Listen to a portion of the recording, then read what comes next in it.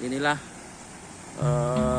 jejak petilasannya Sendang Ki Johar Manik yang dulu ikut berjuang dengan Pangeran Diponegoro di daerah Salatiga Nainggolan ya. Airnya lumayan deras, buat mancing-mancing bisa.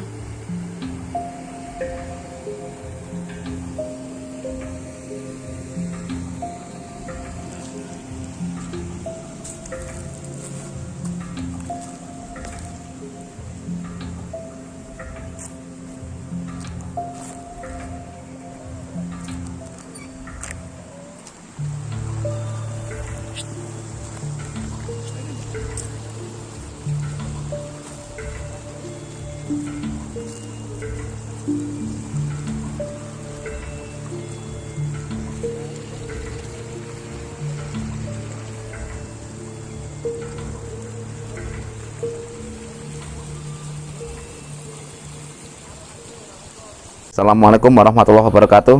Wa syukurillah. Assalatu wassalamu ala rasulillah. Selamat siang sahabat-sahabat, pemirsa pecinta channel Padepokan Tingkir. Pagi ini kita akan bercerita tentang jejak penelusuran Perang Jawa, di mana Perang Jawa itu identik dengan Perang Pangeran Diponegoro. Ini akan kita buat berseri ya Mbah ya. Kemarin kita bikin candi, nanti kita bikin seri candinya. Kemudian jejak tempo dulu kita akan bikin seri seperti itu. Nanti juga akan kita telusuri masjid tua atau makam-makam tua. Nah, kita ini sekarang ini mencoba untuk menelusuri jejak Perang Jawa yang terjadi pada zamannya Pangeran Diponegoro, di mana di kota Salatiga ini ada salah satu senopati atau panglima perang zaman Diponegoro yang bernama Johar Manik. Saat ini kita ada di pemakaman umum di daerah Nainggolan, di mana Johar Manik ini dimakamkan. Nanti kita akan bercerita dengan narasumber kita. Ini masih jalan-jalan. Sebelum kita bercerita, akan kita berikan prolog dulu bahwa ketika perang Diponegoro itu salah satu senopatinya Johar Manik itu seorang ahli strategi. Kemudian beliau merencanakan perang itu di daerah Salatiga. Sebenarnya beliau adalah keturunan dari Turki. Melihat namanya saja Johar Manik kan agak tidak Jawani ya. Di Turki sana beliau sebenarnya adalah seorang Janisari. Janisari itu adalah pasukan pengaman sultan zaman dulu. Itu direkrut ketika kecil, sudah balita itu sudah direkrut, Pak. Dididik, ditempa mentalnya, fisiknya, kanuragannya. Nah, konon cerita pasukan Janisari itu baru boleh menikah setelah usia 40 tahun, Mbah. Untuk menjaga stamina dan kekuatan tubuhnya itu baru boleh menikah setelah usia 40 tahun, sehingga tetap bugar. Nah, waktu itu Pangeran Diponegoro mendapat bantuan dari pasukan Turki Utsmani. Itu satu legiun. Yang paling terkenal kan Sentot Ali Pasha kan. Nah, Pasha itu adalah sebuah gelar, awalnya gelar kemiliteran, kemudian menjadi gelar bangsawan. Nah, salah satunya yang bertugas di daerah Salatiga ini Johar Manik, Bang, Senopati Johar Manik. Nanti ada sambungannya dengan yang ada di Tingkir Tengah, itu ada makam Pasha juga. Ada sambungannya yang ada di Tegalrejo, namanya Ki Sufi, itu yang merawat ketika Johar Manik itu luka. Ada di Sumogawe yang namanya Ki Sumonegoro, itu yang tempat persembunyian Ki Johar Manik ketika beliau saat itu terluka ketika disergap oleh pasukan Belanda dan bala bantuannya. Nah, ini kita sudah ada narasumber kita. Nanti kita akan jalan ke sana. Ayo Mbah, kita sambil jalan kita akan bincang-bincang dengan narasumber kita tentang sejarah Ki Johar Manik. Dan ini makamnya, kita menuju makamnya.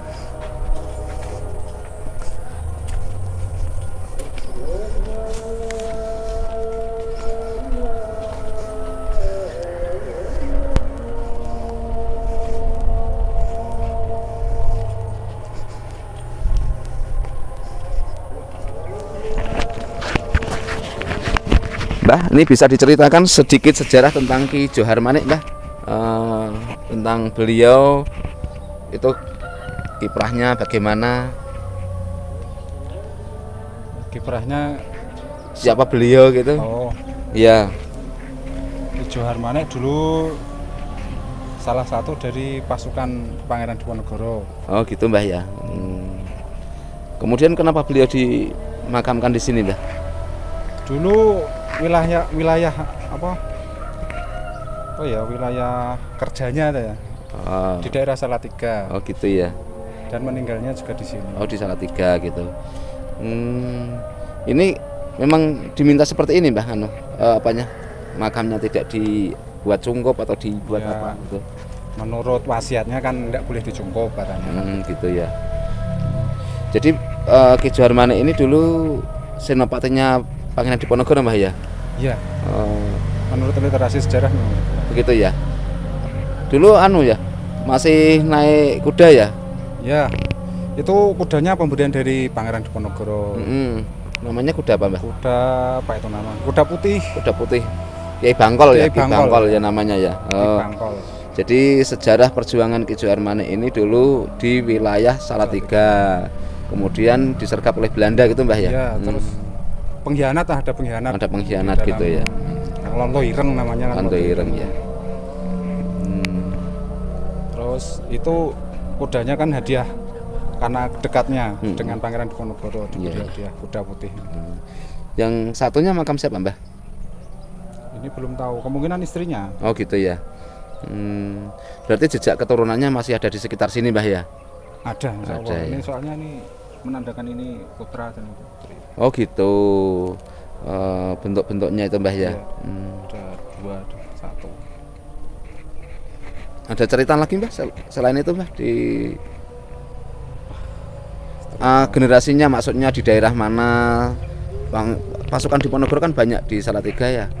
Ya kalau di Salatiga banyak, petelasan makamnya banyak. Oh Ada gitu di ya. Damarjati, Oh Nyai gitu. Kopeng, Oh gitu ya. sampai Seruan sana masih ada. Masih ada ya. Besok berarti bisa digali lagi Mbah ya, dikulik-kulik Insya lagi ya. Allah kita bersama-sama.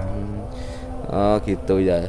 Jadi demikian para pemirsa, kita saat ini ada di pemakaman umum di daerah Nanggulan, di mana di sini dapat makam Ki Johar Manik, senopati perang Pangeran Diponegoro, yang menurut wasiat memang beliau minta untuk dimakamkan di sini.